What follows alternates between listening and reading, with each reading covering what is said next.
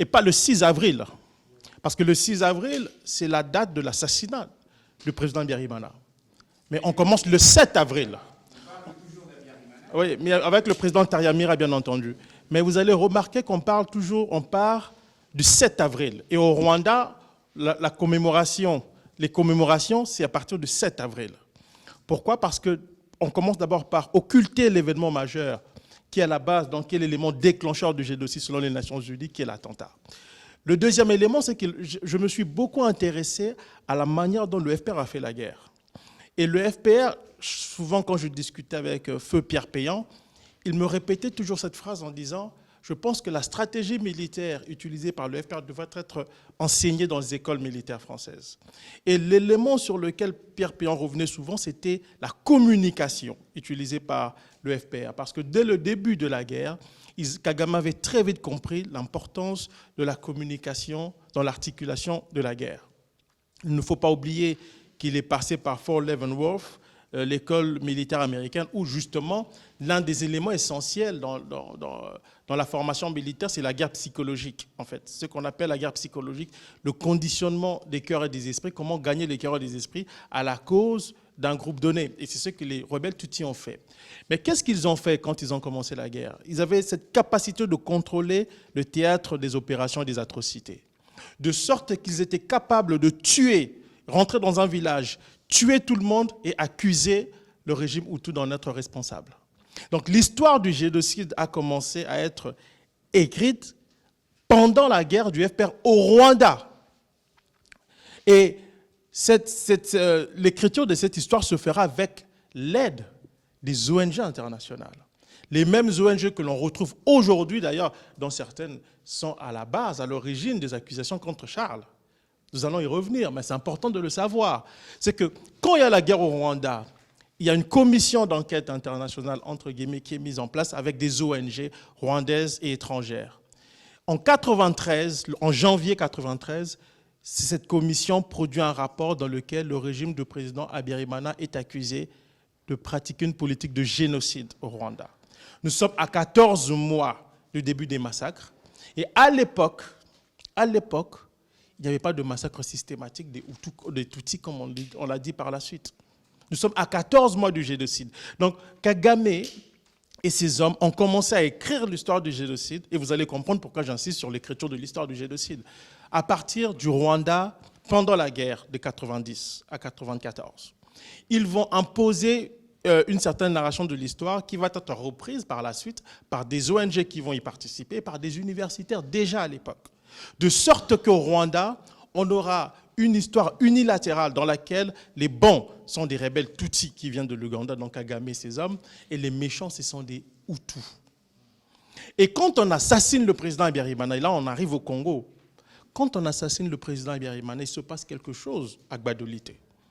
Le président Mobutu en est informé, il pleure pendant 2 heures. Il se retourne et regarde Honoré Nggbada et lui dit « Ce qui vient de se passer est un signe indien. C'est le début de la déstabilisation totale de la région des Grands Lacs. » Et justement, dans mon deuxième livre sur le rôle du Canada, je reproduis un document américain. Parce que les archives américaines sont très intéressantes à ce sujet.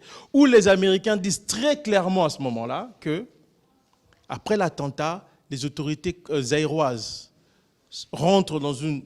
En fait, elles sont craintives et Honoré Nggbanda et certains responsables zaïrois vont se rendre dans plusieurs pays africains pour expliquer c'est le début de la déstabilisation de toute la région. Et bien entendu, et Charles l'a expliqué, Kagame, quand il attaque à partir du 7 avril au matin, le Rwanda, à partir du nord, sa stratégie est de boucler la frontière, toutes les frontières rwandaises avec la Tanzanie.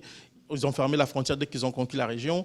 Avec le Burundi, il y avait déjà un problème parce que le Burundi était lui-même déstabilisé en raison de l'assassinat du président, mais aussi de la guerre qui se déroulait déjà bien avant.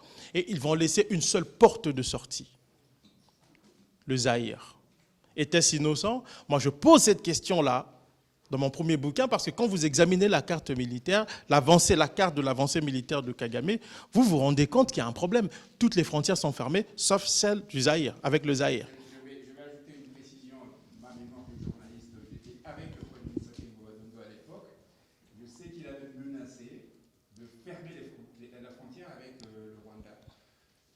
frontière de, si je ne m'abuse, 287 km.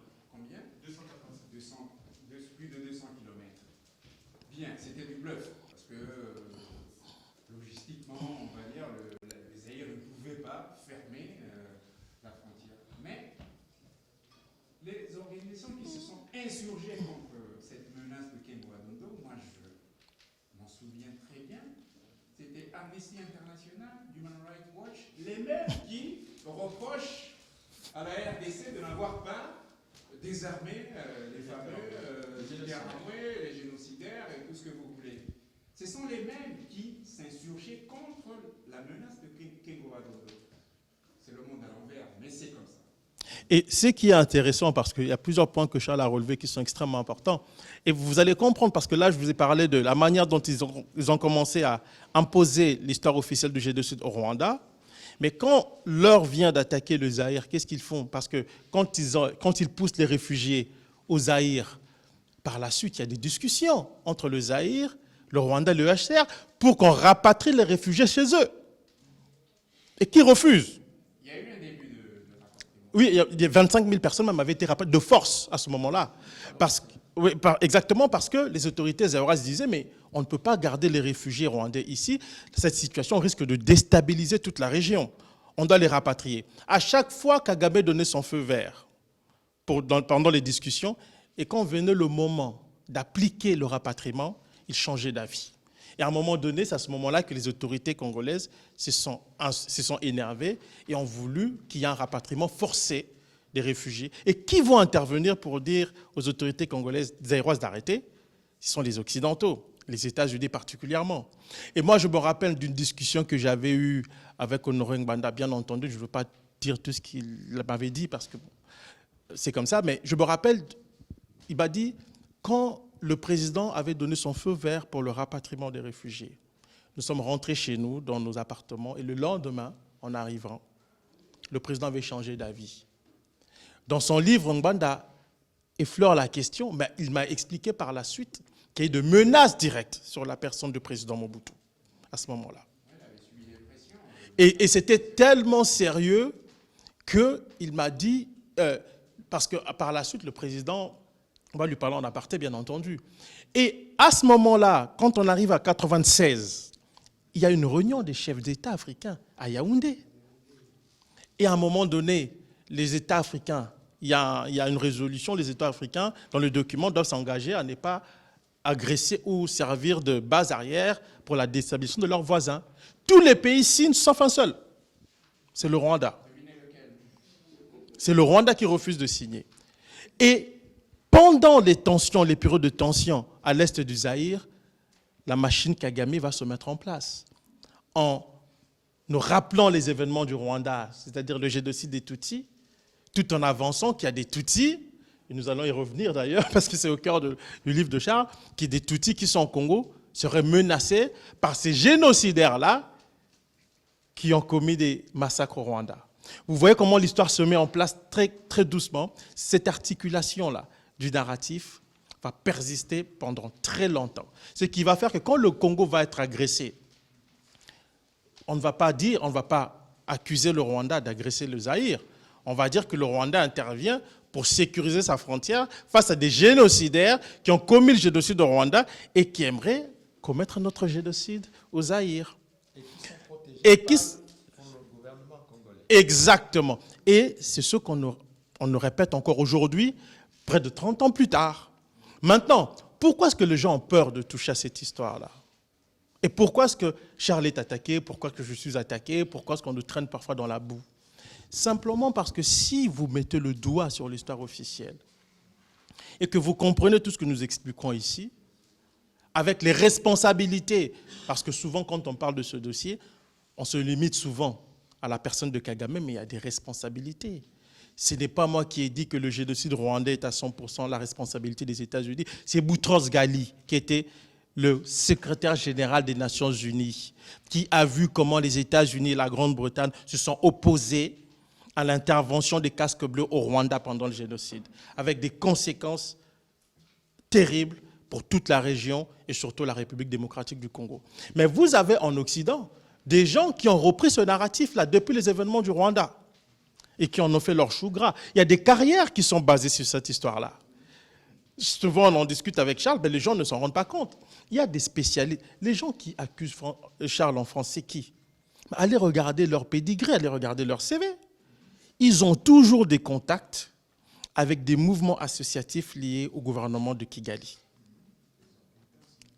Et j'ai enquêté sur ces gens-là. Les universitaires, moi je me suis, des universitaires français qui m'ont clairement expliqué que si vous voulez réussir en France, dans le dossier du Rwanda, il y a des choses que vous ne devez pas dire, parce que ça peut vous coûter votre carrière. Donc quand vous mettez tout ça ensemble, ce que Charles a dit et ce que je viens de vous dire, vous comprenez pourquoi il y a un terrorisme intellectuel qui ne dit pas son nom dans le dossier du Rwanda ici. Mais le problème, là où Charles a été un peu malin, c'est que Charles, lui, quand vous prenez dans le livre Holocauste, c'est que Charles, lui, n'attaque pas. Il va maintenant présenter une autre facette de l'histoire. Nous allons certainement y revenir. C'est que les Tutsis qu'on présente comme des victimes, c'est qui en fait? À l'instar des Tutsis de Rwanda, exactement, c'est ceux qui massacrent les populations. Or, c'est ce qui s'est passé au Rwanda où les Tutsis qui sont venus de l'Ouganda, qui, eux, n'avaient rien à voir avec le Tutsi de l'intérieur, se sont présentés comme des victimes, alors qu'ils n'ont pas été tués, eux. Et ils étaient en Ouganda. Ceux qui ont été tués, c'était les Tutsis de l'intérieur qui ont été sacrifiés sur l'autel des intérêts de Kagame. Et ça, le dire, ce n'est pas faire du négationnisme, puisque on le trouve dans les documents des Nations Unies qui ont été dévoilés. Tout ce qui est dit ici aujourd'hui. Alors, il y a deux chercheurs américains, deux professeurs de l'université de Michigan, qui sont allés au Rwanda pour faire toute la lumière sur certains aspects du discours officiel. Et ils sont arrivés à la conclusion que le discours qui a été construit par le Rwanda repose sur des bases fragiles, qui ne résistent pas à l'analyse minutieuse des faits. Ces chercheurs-là ont eu accès à des données de l'université de Butare, une université rwandaise. Mais qui en parle? Aujourd'hui, ce sont des chercheurs déclarés indésirables au Rwanda. Les médias vont peut-être faire un entrefilet là-dessus et puis personne n'en parle. C'est comme ça l'histoire du génocide rwandais. Bien, Charles, si je comprends bien, quand les Congolais disent la balkanisation, ce n'est pas une vue de l'esprit. Ça repose sur une réalité qui a été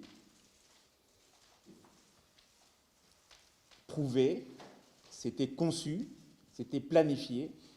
Et est-ce que c'est irréversible? Pas du tout. Pas du tout. La balkanisation du Congo n'est pas du tout irréversible. D'abord, la balkanisation... Je vais y revenir. C'est pas du tout irréversible, sauf si les Congolais se croient suffisamment faibles et suffisamment incapables pour valider le préjugé qui leur colle à la peau en disant qu'ils ne valent absolument rien. Moi, je suis contre ce préjugé et j'ai rencontré toute ma vie des Congolais extrêmement brillants et capables. Il suffit simplement qu'on donne la possibilité à ces Congolais de travailler et ils vont libérer leur pays en très peu de temps. Hein. Ça, j'en suis convaincu.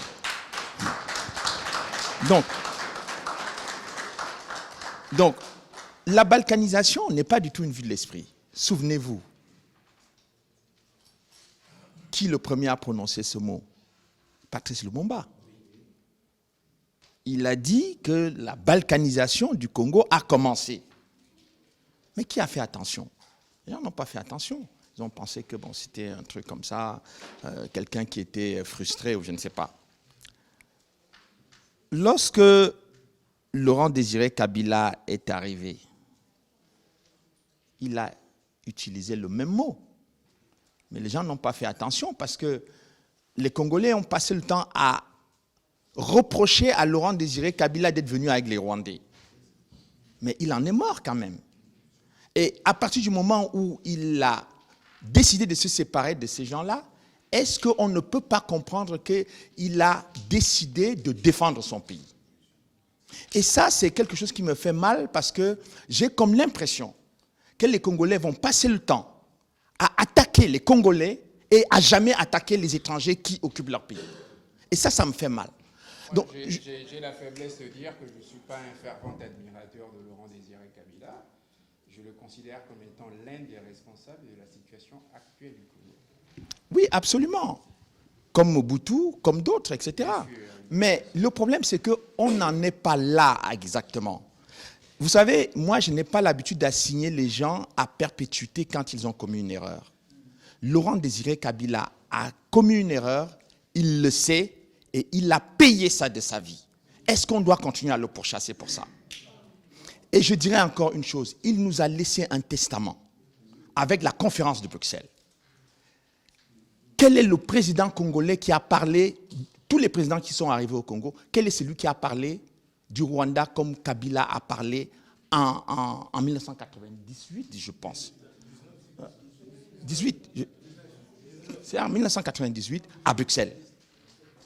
C'est un document d'une importance capitale pour le Congo. Il faut réécouter ça. Oubliez le fait que vous n'aimez pas Laurent Désiré Kabila, que vous êtes... Mais écoutez simplement ce qu'il dit de son pays et de votre pays. Et là, vous allez comprendre qui sont les adversaires du Congo. Et je reviens sur la question de la pétrolinisation. Pardon, l'intervention de Laurent Désiré Kabila, si vous voulez en avoir de larges extraits, c'est dans ce livre. Et moi, j'ai discuté avec M. Mpoyo. Victor Mpoyo me considérait un peu comme son fils. Un jour, j'étais surpris de le voir venir me chercher à la gare de l'Est. Il a pris le métro, ce qui lui arrivait quasiment jamais. Il a pris le métro pour venir me voir à la gare de l'Est. Il était avec son fils. Il m'a dit, Charles, les risques que tu prends pour mon pays, moi j'étais aux affaires, je sais ce qui s'est passé. Il m'a dit ceci. Je raconte un peu dans le livre, mais je vous le dis. Il me dit, quand Laurent Désiré Kabila a été assassiné, Robert m'a appelé. Et Robert, c'est Mugabe. Le président, parce qu'il l'appelait, il se connaissait de longue date, donc il l'appelait toujours par son prénom. Il dit, Robert m'a appelé, il m'a dit, Victor, now is the time. Maintenant, c'est l'heure pour vous de prendre votre pays. Il me dit, j'ai réfléchi à ce qu'il m'a dit, j'ai appelé les autres amis, les autres collègues, etc., et même du gouvernement. Je leur ai dit, qu'est-ce qu'on fait? Il m'a dit qu'il n'y avait aucun Congolais qui était candidat pour vouloir prendre la place de Laurent Désiré Kabila. Il a dit donc qu'il a suggéré le nom de Joseph. Et tous les Congolais ont validé. Parce que les gens se disaient, d'après ce qu'il me dit, on l'appelait notre fils. Donc ils allaient le contrôler en fait, comme c'est le fils. Je ne sais pas s'ils étaient sûrs de le contrôler, parce qu'après je lui ai posé la question de savoir, je lui ai posé d'autres questions sur Joseph, il a été incapable de me répondre. Ou il n'a pas voulu me répondre parce que ça le gênait. Mais en fait, et je lui ai dit, mais après, qu'est-ce que vous avez fait du conseil de Robert? Il m'a regardé, il m'a dit, mon fils, ça restera pour moi une grande douleur. Victor Mpoyo est mort. Et j'ai gardé cette confidence et je la révèle pour la première fois ici. Pourtant, je l'avais déjà depuis longtemps. Mais c'est pour vous dire qu'à un moment donné, ils étaient tous conscients que le Congo va être balkanisé, que le Congo va être attaqué et que le Congo, les amis ou les prétendus amis du président qui sont venus avec les Rwandais, etc., allaient s'emparer du pouvoir congolais. Mais il m'avait dit autre chose encore. Je n'ai pas beaucoup raconté ça dans le livre, mais comme les organisateurs sont charmants, je vous le dis. Il m'a dit ceci. En fait, lorsque ils ont décidé lorsque le pouvoir a été repris, etc., et tout ça, au moment où Laurent Désiré Kabila se battait, avant qu'il commence à se battre contre les Rwandais, il m'a dit que les Rwandais ont dit à Laurent Désiré Kabila que les Angolais voulaient l'assassiner, voulaient le renverser du pouvoir et qu'il fallait chasser les Angolais qui étaient venus avec le Rwanda et l'Ouganda dans l'affaire de l'Afdel en 1997. Et donc, Laurent Désiré Kabila a chassé les Angolais. Et finalement, quand les Angolais ont appris que ce sont les services de renseignement rwandais qui ont fait comprendre à Kabila que les Angolais voulaient l'assassiner, voulaient le renverser, quand la situation s'est retournée, que Laurent Désiré Kabila s'est séparé des Rwandais et que James Kabarebe a organisé l'attaque de 1998, il est reparti voir le président Dos Santos, qui était aussi son ami. Il m'a dit, c'est la première fois de ma vie, le président Dos Santos m'a fait attendre pendant 2 heures à la salle d'attente. C'était dans ses habitudes. Oui, oui, mais pas Mpoyo. Mpoyo n'avait jamais attendu 5 minutes. Il arrivait, on disait que Mpoyo était là. Même s'il avait quelqu'un, il dit, attendez-moi, je reçois Mpoyo. Il dit, il a attendu 2 heures. Et quand il est entré, il lui a dit tout de suite, je suis très fâché contre vous, que vous ayez cru que moi, je voulais renverser Laurent Désiré Kabila. Après tous les efforts qu'on a fait pour qu'il arrive au pouvoir, c'était quoi mon intérêt de faire ça? C'était quoi mon intérêt de faire tous ces efforts pour le renverser? Il m'a dit, il s'est excusé en disant qu'ils se sont trompés. Il lui a dit, toutes ces erreurs vont vous coûter très cher. Et évidemment, il me dit, il est reparti sans jamais recevoir l'aide de l'Angola. Et il a dit, il a dit à Victor Mpoyo, j'aurais attendu 1 mois pour faire partir mes troupes, mais je ferai tout pour que mes troupes quittent le Congo en 1 semaine. Et ils ont tout fait pour qu'ils partent. Et quand ils sont partis, eh bien, les Rwandais ont assassiné Laurent Désiré Kabila.